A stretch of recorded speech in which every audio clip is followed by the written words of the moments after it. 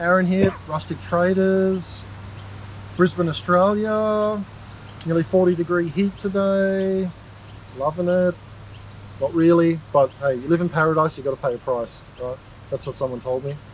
So here's showing off another bike. Nice one today. 5-star, Melvin Star 5-star. You might have seen my 4-star video, and I've done other 5-star video, I think. So this one I've had for a while, but as if you've seen my other videos, you know that I'm sort of moving out of a place at the moment. So this has come to light, and I thought I'd show it off. Melvin Star.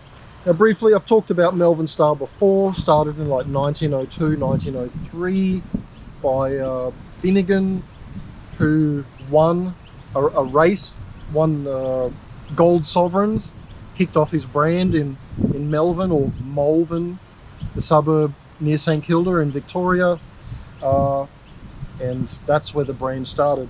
So in 1939 they started a tiered system of 1-star all the way up to 5-star. 1-star being the basic bottom of the line bike, and the 5-star being the top of the line track racer. Now this one's interesting in a couple of ways, which I'll talk about. But firstly, I mean, the guy I got it off, it is original paint, but it had some little bits of rust. So the guy went about sanding those bits of rust and then putting black paint over it, which is a little bit devastating as far as to a collector goes. I would have much rather it had just been in the original, but with a little bit of rust on it. But like all the 5-stars, beautiful lug work, like really amazing detail in the lug work, and right down to around the bottom bracket. Just a lot of effort.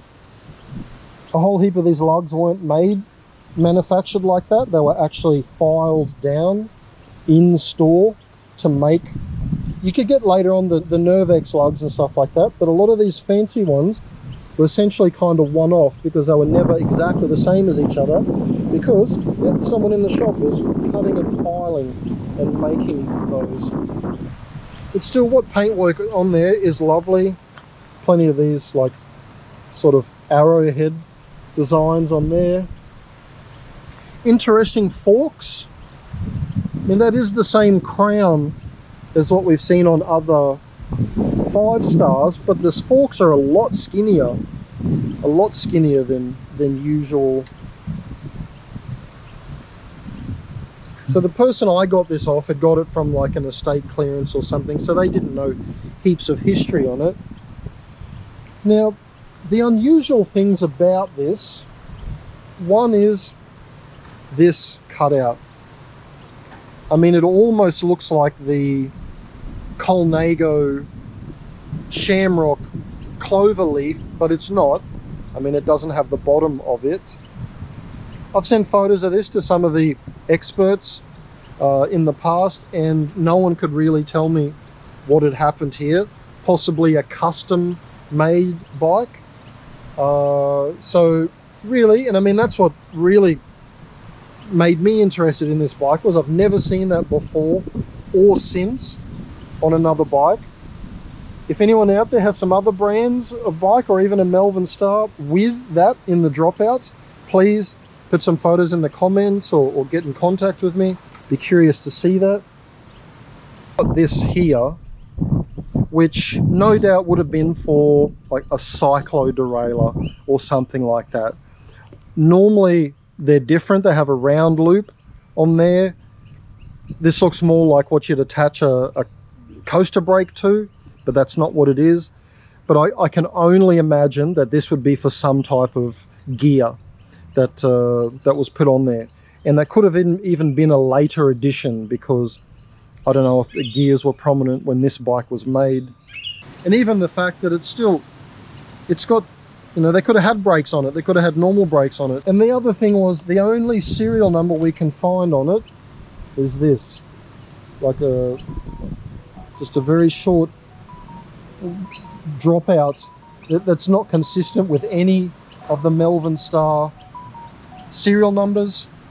So yeah, it was probably a custom made bike. So that could have been for a sponsored racer or something like that. Or someone could have just had lots of money at the time and wanted a custom made bike. I mean, it does have very nice cranks on there. We've got Zeus cranks, which are really quite desirable today. Back in the day, these were basically a Campagnolo copy. The story is all the Zeus stuff looked basically like Campagnolo. But there's a lot less Zeus around than there is Campagnolo, so there's always people hunting the Zeus stuff. So beautiful bike.